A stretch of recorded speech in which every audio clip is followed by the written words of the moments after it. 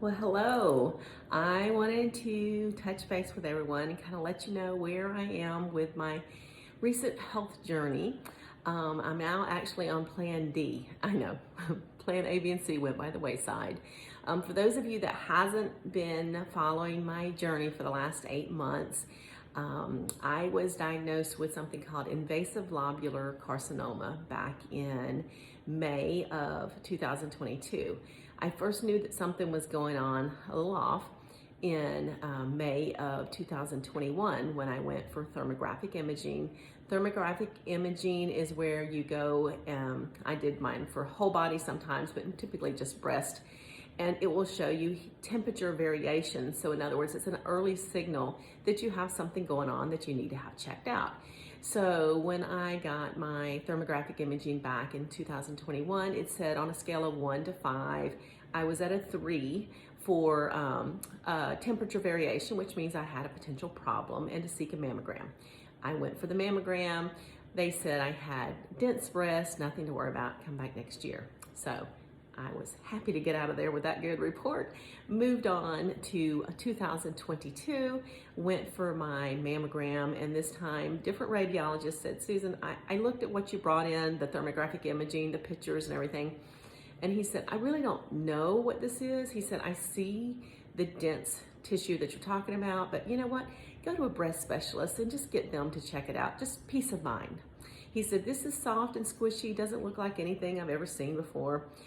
But, just get a second opinion. So I thought soft and squishy, I know what this is. I thought it was a lipoma. I'd had one the size of a grapefruit on the same side, left shoulder blade. About 10 years earlier, I had it removed, thought, oh, I've got this, it has to be that. So I went to the breast specialist, he did an ultrasound, he said, I don't know what this is, it's soft and squishy, could be a lipoma, but let's do a biopsy. They did a biopsy, came back, invasive lobular carcinoma. So I'm catching you all up. So he said this is, it's a rare condition. It's also very slow growing. It's so slow growing that chemo will have no effect on shrinking it. Because of the size, I was not a candidate for a lumpectomy. So I asked, would he monitor me for say 6 months or so I could use my holistic approach from all the things I'd learned over the years to see if I could shrink it myself to get it back to a lumpectomy, because he was saying really I needed a mastectomy. Was not a fan of that idea. So my plan A, I asked him, what's it called? I said, is it a miracle when it goes away totally between prayer and my alternative stuff? And he said, no, that's called spontaneous remission. So plan A was spontaneous remission. Plan B would be to shrink it enough for a lumpectomy. Plan C was, okay, let's go ahead and do the mastectomy and at the same time do the reconstruction I wanted. It's called DIEP flap reconstruction. I'd never heard of it, but I looked into it, and that's when they take your excess body fat and they move it up, put in, reattach the blood vessels and make new boobs. So I get a boob lift and a tummy tuck at the same time. So that was my plan C. Well, what's that thing about saying about best laid plans? So anyway, I have over the last 6 months, 8 months now, but by the end of December, I had shrunk the tumor, but not to the point where we could do a lumpectomy, because lobular carcinoma is very sneaky. It's like almost like a jellyfish with tentacles. So these little tentacles that kind of like to go all over the place, there really wasn't clear enough margins that they felt like that they could take it out with a lumpectomy. So I said, okay, well, we can go ahead and do the double mastectomy, because I had lost the 60 pounds they told me to lose to have this DIEP flap reconstruction. And then they said, well, we want to reserve the right to recommend further treatment before reconstruction. So I'm now on to plan D, which is double mastectomy on March the 10th. And then we're praying for, and my prayer request to everybody is that I have clear margins and nothing in my lymph nodes, so they won't even recommend any further treatment. I don't even want to hear any words that start with an R or with a C. I want to just heal from that and then move on to my reconstruction, which I'm kind of picking next January. And you're probably thinking, why wait so long? And the thing is, the double mastectomy has a recovery time of about 4 to 6 weeks, Well, the deep flap reconstruction is about 3 months. Yeah, it's kind of grueling. And I don't want to booger up my summer or fall football season or the holidays. And so I said, you know, if it doesn't matter either way, let's just do it next January when it's cold and rainy and nasty, and who cares if I'm laid up for 3 months then. So I have chosen, and I know this way maybe way too much information, but I want to, the reason I'm doing this is to educate people. So, but I've chosen to go flat in between my double mastectomy and the reconstruction instead of having silicone or expanders put in, because I don't want any plastic, and I don't really care if I have flat boobs for a while. I actually just found out I can order something called knitted knockers. It's a ladies group that they go and they make knitted fake boobies. And so I've already ordered mine. They come in different colors and different cup sizes, and they're free. So I'll use those when I have to go out and feel pretty, and when I'm at home and nobody else cares, then I'll just be flat as a flitter. So, so I just want to let people know that you do have options.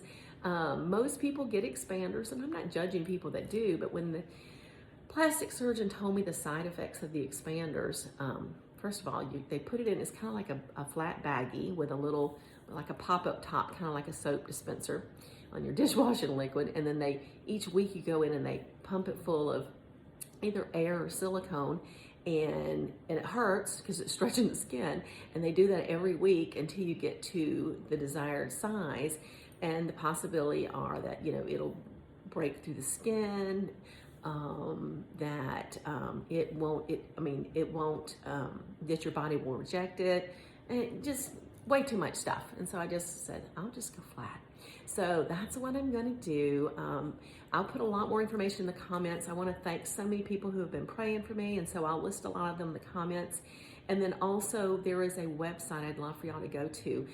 As of January 1st this year, Cigna, my insurance company, and Blue Cross Blue Shield, and I think some of the other ones, have actually quit paying for the deep flap reconstruction. I mean, it's a labor intensive. It's like a 10 to 12 hour surgery, very expensive. And last year, Medicaid and Medicare quit paying for it. And so this year, Cigna, Blue Cross, maybe some of the other ones, have quit paying for it. What they've done is they've lumped the 4 different flap surgeries. There's one that takes your muscle from your stomach and moves it up to your breast, and it's about a 4-hour surgery. That one's called a tram flap surgery, and they have another one where they move muscle from the back, move it forward. Anyway, there's 4 different types, and what they've done is they've given them all one code, and the insurance company will pay the plastic surgeon for that one code, which is about a 4-hour surgery. So then the customer or the patient has to then negotiate with the doctor the difference, which the plastic surgeon I had earlier wanted $25,000, and I don't blame them, on top of what the insurance would pay for. I am very fortunate. Dr. Eugenia Kim Page in Atlanta has a contract with Northside Hospital for 3 years, where they will pay her extra to bring the deep flap surgeries to their hospital. You know, it's about a 12-hour surgery. People typically stay 5 to 7 days. So with what the insurance pays and what they have contracted to pay her, even though it's far less than she used to make, she's willing to do it because she feels so strongly that this type of surgery makes the women feel most like themselves and whole again.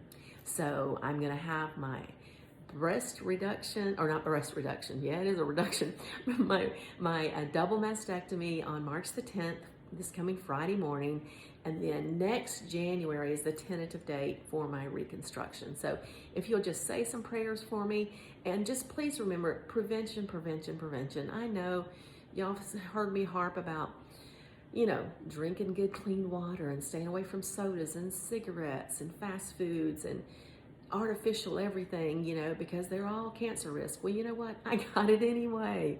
But that's not to say that we should all give up. We're constantly learning more things that are cancer causing. So I'll put some tidbits in my message. And, you know, my message to everybody is you don't have to do like me and totally change everything all at one time. But my message in all of my coaching is, you know what?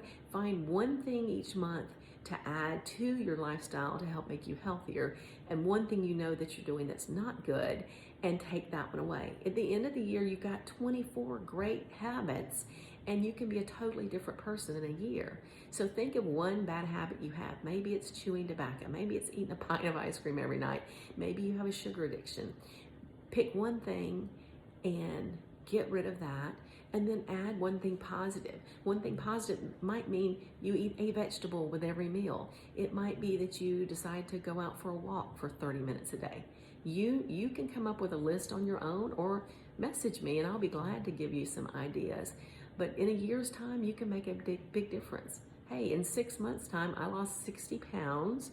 I lowered my blood sugar, my blood pressure, all of my labs. Actually, my cancer markers are less than that of an average person that doesn't have cancer. So I'm not worried that I've taken this time off and spent a lot of money trying to shrink this. Yes, I'm disappointed that I didn't succeed totally and get my spontaneous remission, but I know I'm a far healthier person now to go into the surgery. And you know what? I don't know that I didn't save myself from a heart attack or stroke down the road.